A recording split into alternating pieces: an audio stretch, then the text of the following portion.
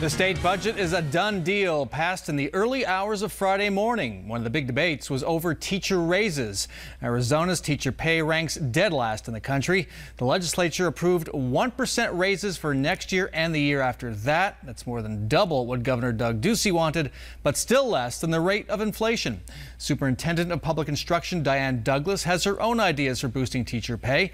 And Diane Douglas joins us this morning on Sunday Square Off. Thank you for having me, Bram. I'm glad to be here. Good to see you. Welcome. You are calling for a permanent extension of Prop 301 to a full 1% sales tax. That's up from 0.6%. Prop 301 expires in 4 years. You say this would give teachers an immediate 11% raise plus deliver about $100 million for school facilities.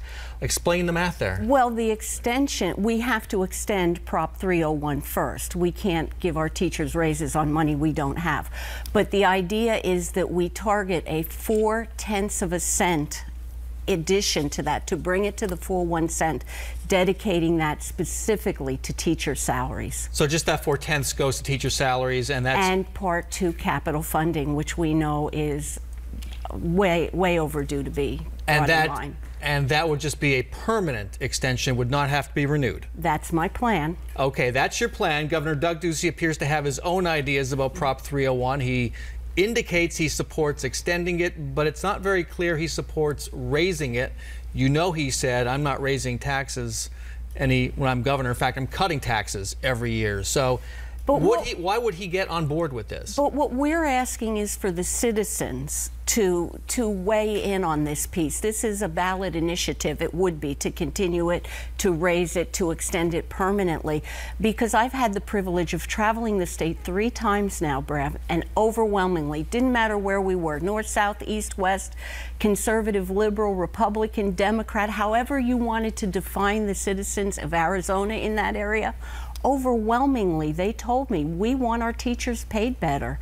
And that's my job, to advocate for education and the citizens of Arizona. It is a bully pulpit, your office, and yet, again, the governor doesn't support tax increases. Can this succeed if the governor doesn't support it? Well, I most certainly hope we can bring him to understand the very vital need we have. Right now, we lose in 2 to 3 years, we lose about 40% of our new teachers. We can't have a quality education system unless we have great teachers in our classrooms and we pay them to stay there. The governor and the legislature think their 1% pay raise is a big deal. Do you? I think $5,000 would be a lot nicer. That buys groceries for the average household. That helps teachers pay their student loans that average about $3,000–4,000 a year. We want to give them a really meaningful help. And I understand. I thank the legislature. I thank the governor for trying to advocate for teachers. But if we want to give them a significant raise, we need new money in the system. So here's the question for every school superintendent, because it is largely a bully pulpit, isn't it? And the most successful school superintendent in the last 20 years, I think, was Lisa Graham-Keegan. She brought school choice to Arizona. That has made a huge impact because she had a really good relationship with then Governor Fife Symington. So the question is, do you have the kind of relationship with Doug Ducey? And that got off to a rocky start, we all remember. Do you have the kind of relationship where you think you could bring him on board to support this? I certainly hope so. We have ongoing... Hope's not a plan. I can't promise what other people do. I'm not responsible for that. All we can do is open the conversations. We have ongoing conversations with the governor's office on all sorts of issues throughout this legislative session, and we need to bring them forward. And actually, it's the legislature that needs to bring it forward. But if we get it to the ballot, and I believe we can, I believe that's overwhelmingly what we've heard from the citizens of Arizona, that it's in their hands. So you've been in office about 2.5 years now. Hard to believe, isn't it? It's pretty hard to believe. Time goes fast. Blink of an eye. So what shows you have that relationship with the governor or the legislature to get things done? What shows us that?